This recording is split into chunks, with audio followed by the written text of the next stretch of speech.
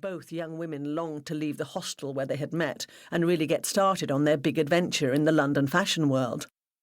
Da, said Clara. It's in nice place. Richmond. I get details later when I see Igor. Okay, said Asher.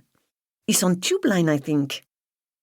They were new to London but had quickly grasped how pivotal the underground transport system was to life in the capital. I go now. Circulate some more. She beamed at her friend. Many people now coming in from reception. Fashion show will start soon. Clara inclined her head carefully and turned back to face the direction in which she would move onto the catwalk. She knew the excitement she felt right now could not compare with the rush of adrenaline she would experience when her turn came. The show began. Her music. Her signal. She raised her 6 feet of beautifully proportioned frame onto the runway, allowed herself a second to savour the moment, and moved forward into the glare of the lights. She had come a long way to make this short walk. An hour later, she could tell it had gone well. Clara's part finished with the first collection, and she was able to get changed and watch the second from the back of the room. She heard the buzz, sensed the excitement, watched the nodding heads and animated conversations, and knew the evening had been a success. 2 columnists passed her, and she heard a snatch of conversation. I've always had a bit of a pash on Passionista. Oh, darling, that's excruciating, but I won't forgive you if you don't use it in the byline. They laughed and passed on to more champagne. Clara didn't get the joke. Her English wasn't up to it. She scanned the room looking for any sign of Asher but couldn't see her. She presumed her friend must be networking until the last possible moment. By this time, she had other concerns. She looked around for Igor and saw him on the other side of the room. He'd been helping set up the show earlier and would no doubt soon be busy with dismantling it all again. Right now, though, he was leaning against the wall, watching her, knowing she would have to seek him out eventually. He stood up as she approached, a small, malicious smile playing around his mouth. You have it? She asked. Duh.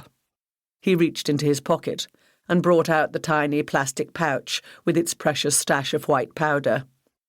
He held it up as though to keep it out of her reach. Give! He shrugged and handed it to her. Relax, Clara. I tease only. She snatched the packet, turned away from him, and moved across the room. Orderly, disciplined activity had replaced the earlier sense of chaos and panic, as everything that had been used in the show was packed up and moved out. Clara, oblivious to it all, made her way to the ladies' toilets. She hoped she wouldn't have to wait too long for a cubicle.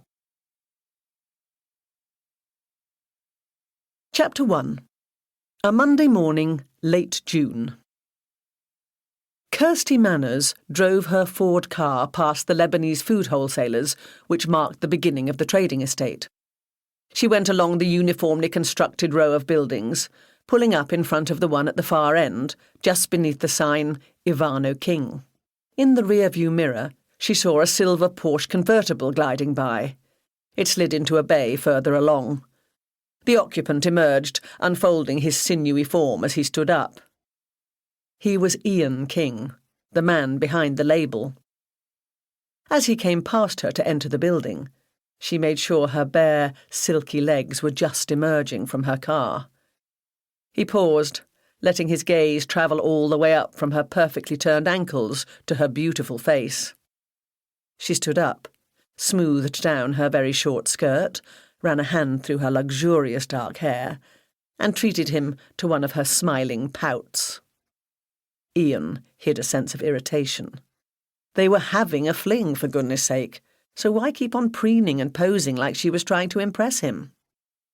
Then he remembered. "Morning, Kirsty," he said, in a non-committal tone. "I think Jenny's got quite a bit of paperwork for you to do today. I know it's still a way off, but things will become very busy in the run-up to London Fashion Week." Kirsty's pout took on a mullish character. She wasn't about to be deflected. "Yes, but you're having a shoot here today, and I don't see why—" "Tall women only, Kirsty, and we've got shed loads."